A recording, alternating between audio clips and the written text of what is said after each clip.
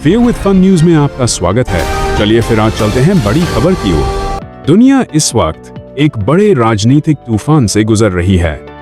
Trump की tariff policy ने ऐसा बवाल मचाया है कि उनके अपने दोस्त देश भी अब खुलकर उनके खिलाफ खड़े हो गए हैं। कभी अमेरिका की ताकत माने जाने वाले यूरोपियन देश आज ट्रंप को गैंगस्टर, गुंडा और तानाशाह तक कह रहे हैं। डेनमार्क की संसद में तो ट्रंप को खुले मंच से गाली तक दी गई।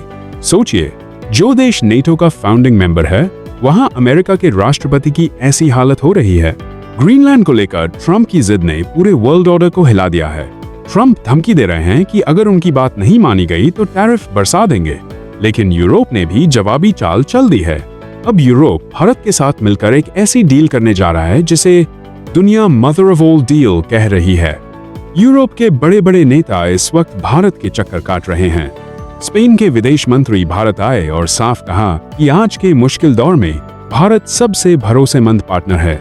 स्पेन ने भारत के इंडो पैसिफिक ओशन इनिशिएटिव में भी एंट्री ले ली है, जो सीधे तौर पर चीन की दादागिरी को चुनौती देता है।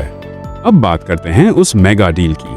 26-27 जनवरी को यूरोपियन यूनियन के बड़े नेता भारत आने वाले हैं। माना जा रहा है कि भारत और यूरोप के बीच फ्री ट्रेड एग्रीमेंट साइन हो सकता है। अगर ऐसा हुआ तो भारत को 27 यूरोपीय देशों के बाजार सीधे मिल जाएंगे। भारतीय कपड़ा, दवाइयां, स्टील, मशीनरी और पेट्रोलियम प्रोडक्ट्स बिना भारी टैक्स के यूरोप पहुंच सकेंगे। इससे ट्रंप के टैरिफ का असर भी काफी हद तक खत्म हो जाएगा।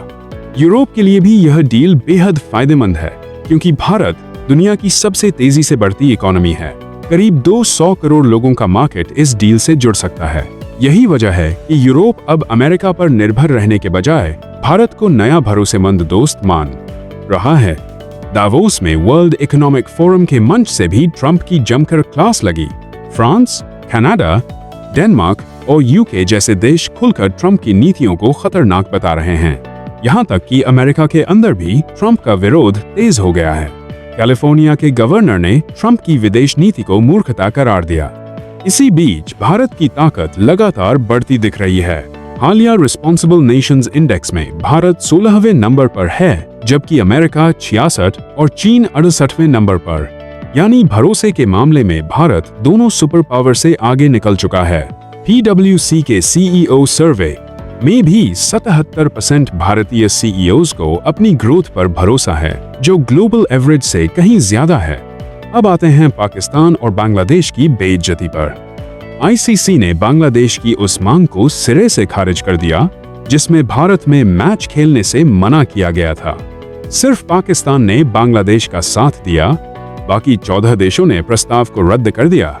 ICC ने साफ कहा, खेलना है तो इंडिया में खेलो, नहीं तो टूर्नामेंट से बाहर हो जाओ और स्कॉटलैंड को मौका दे दिया जाएगा।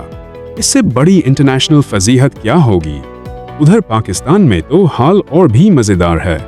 पाकिस्तान के रक्षा मंत्री ने जिस पिज्जा हट आउटलेट का उद्घाटन किया, वो फर्जी निकला।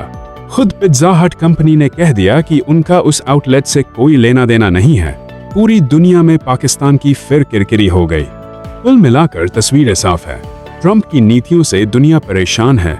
यूरोप अब भारत के साथ खड़ा है। भारत की ग्लोबल पावर तेजी से बढ़ रही है और पाकिस्तान, बांग्लादेश अपनी गलत चालों से खुद की बेइज्जती करवा रहे हैं। अब सवाल ये है, क्या ये वाकई भारत का समय है? क्या मोदी की डिप्लोमेसी दुनिया का गेम बदल रही है? अपनी राय कमेंट में जरूर बताइए। वीडियो पसंद आए तो लाइक करें, शेयर करें और चैनल को सब्सक्राइब करना मत भूलिए। मिलते हैं अगली बड़ी खबर के साथ।